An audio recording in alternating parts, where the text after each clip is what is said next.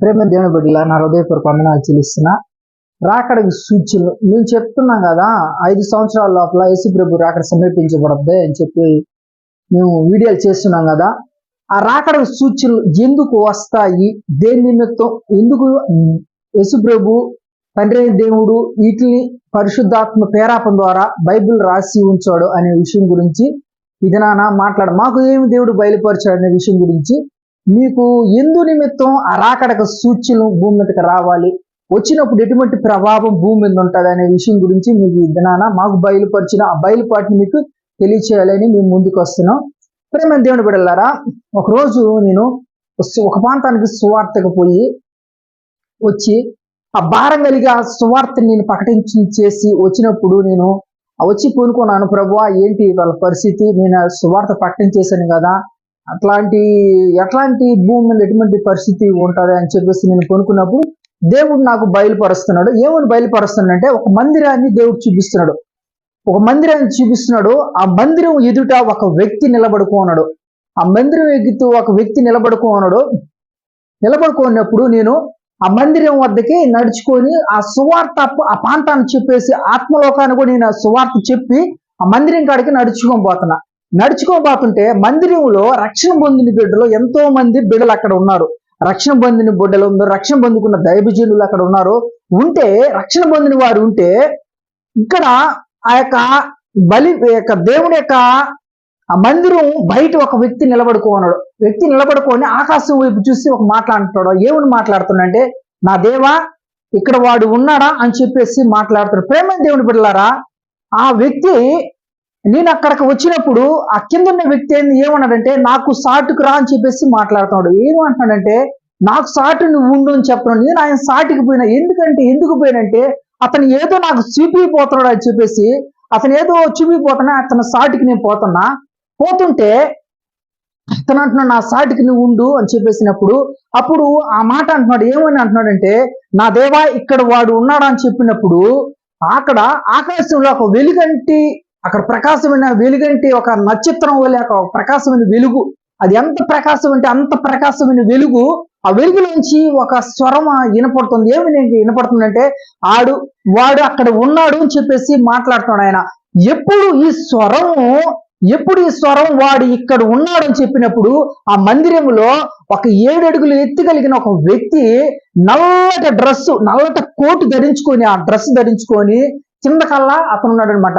అతను చెయ్యులు గాని గోర్లు గాని ఎలాగున్నాయంటే అంత భయంకరమైన గోర్లు, ఇంతంత పొడుగు ఉన్నాయి, అతను గోర్లు ఉన్నాయి. ఆ మందిరంలో నాకు దేవుడు బయలుపరుస్తున్నప్పుడు వాడు ఒక్కొక్కరు వైపు చూస్తుంటే అందరూ వ్యసనములు ఉన్నవారుగా చూస్తుంటే, కానీ వాడు అంటున్నాడు, వీళ్ళందరూ నా వారే అంటున్నాడు. వీళ్ళందరూ నా వారే అంట వాడు మా పక్షాన్ని తిరగటానికి వాడు తిరుగుతున్నాడు. కానీ అక్కడ జరుగుతున్న ఒక విషయం ఏంటంటే, దేవుడు ఎప్పుడు వాడు అక్కడ ఉన్నాడో అని చెప్పినప్పుడు వాడు మాకు కనపడు. అంతకు ముందుగా కనపడలేదు.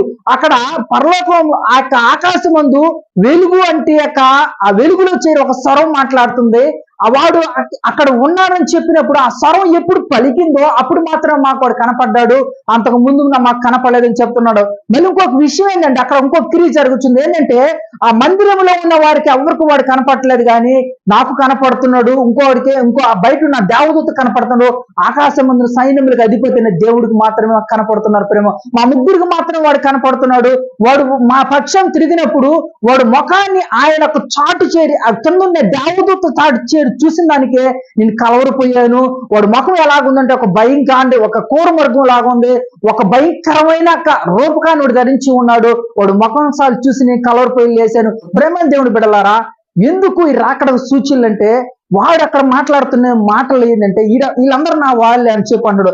రక్షణ పొంది దేవుడి యొక్క మందిరంలో ఉన్నవారు ఎవరంటే, ప్రభువుని యేసుక్రీస్తు అని సొంత రక్షణగా అంగీకరించి రక్షణ పొందుకొని ఆ రక్షణార్థం నిమిత్తం వాళ్ళు నడుచుకున్న ఆ బిడ్డల్ని ఏమంటున్నాడంటే, వీళ్ళందరూ నా వాళ్ళే అని చెప్పేసి మాట్లాడుతుంటే ఎందుకు ఈ వాడు వీళ్ళందరూ నా వారంటే ఒక్కొక్క వ్యసనములు ఉన్నారని చెప్పేసి వాడు మాట్లాడుతున్నాడు. వీళ్ళు ఏమని మాట్లాడుతుంటున్నాడంటే, నన్ను ఆయన అక్కడ కింద ఉన్న వ్యక్తి చాటు చేరి నేను చూడవా, జాగ్రత్తగా నా చాటు చేరి చూడు అని చెప్పేసి ఆయన మాట్లాడుతుంటే, ఆయన చాటు చేరి నేను చూసినప్పుడు అతను వాడి యొక్క రూపకం నేను చూడట్లేదు, కానీ ముందు యథాప్రకారంగా ఏంటంటే వాడిని నేను చూస్తున్నా.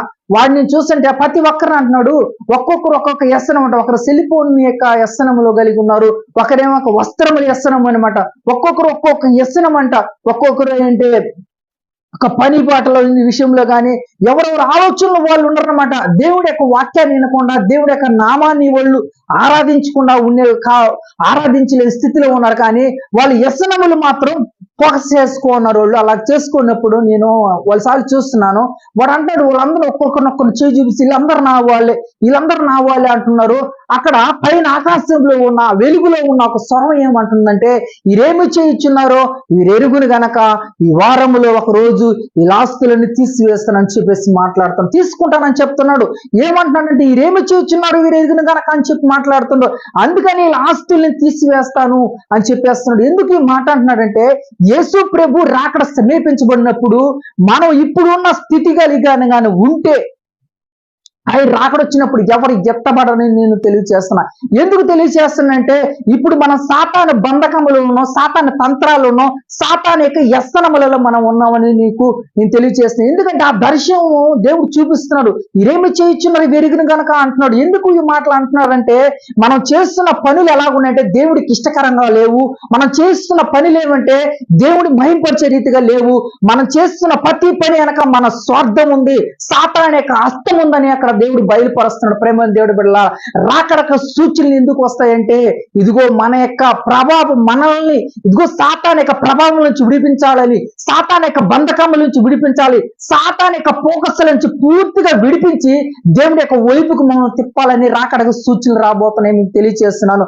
రాకడక సూచనలు ఎందుకు నిమిత్తం ఇలాగ రాబోతున్నాయంటే, ఇదిగో సాతాను యొక్క కట్టుల నుంచి మనం విడిపింపడానికి రాకడక సూచనలు రాబోతున్నాయని నేను తెలియజేస్తున్నాను. తండ్రి అయిన దేవుడు మాట్లాడుచున్నాడు.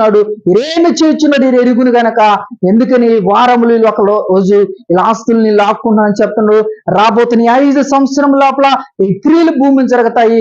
ప్రతి పని కొద్దువైపోతుంది, ప్రతి వ్యాపారం కొద్దువైపోబోతుంది, ప్రతి ఒక్క దాని మీద దేవుడి యొక్క స్క్వాడ్ పని చేయబోతుందని మీకు తెలియజేస్తున్నా. ఎందుకు ఈ పని ఎందుకు ఈ పని జరగబోతుందంటే, దేవుడి యొక్క రాకడక సూచనలు, దేవుడి యొక్క రాకల్లో ఎంతో మంది ఎత్తబడాలి, ఎంతో మంది బాగుపడాలి, ఎంతో మంది రక్షణ పొంది ఆయన రాకడికి సిద్ధపరచబడాలని ఈ రాకడికి సూచనలు రాబోతున్నాయి. మీకు తెలిసాను. ఎందుకు ఈ మాటలు మీకు తెలియజేస్తుందంటే, వాడి యొక్క పక్షములు మనం ఉండకుండా యేసయ్య పక్ష రక్షణ పొంది మనము దేవుడు కొరకు సిద్ధపరచబడుతున్న జనానికి నేను తెలియజేస్తున్నాను. ఎందుకంటే వాడి యొక్క పన్నాగాలు, వాడి యొక్క తంత్రం నుంచి మనం విడిపింపబడి దేవుడి యొక్క పక్షంకి మనకు రావాలని, యేసయ్య మనం విశ్వసించి యేసయ్య వద్దకు చేర్చాలని, యేసయ్య రాజ్యానికి మనం వారసులు కావాలని ఈ వీడియో మీకు తెలియజేస్తున్నా. ఒకవేళ మీకు రక్షణ లేదా, మీరు ఆయన రాకడికి సూచనలు మీకు తెలియజేస్తున్నాక ఆ సూచన వినేనా మీరు మారు మనసు పొంది ఆయన రాకడికి సిద్ధపరచబడాలని యేసుక్రీస్తు నామములో మీకు తెలియజేస్తున్నారు.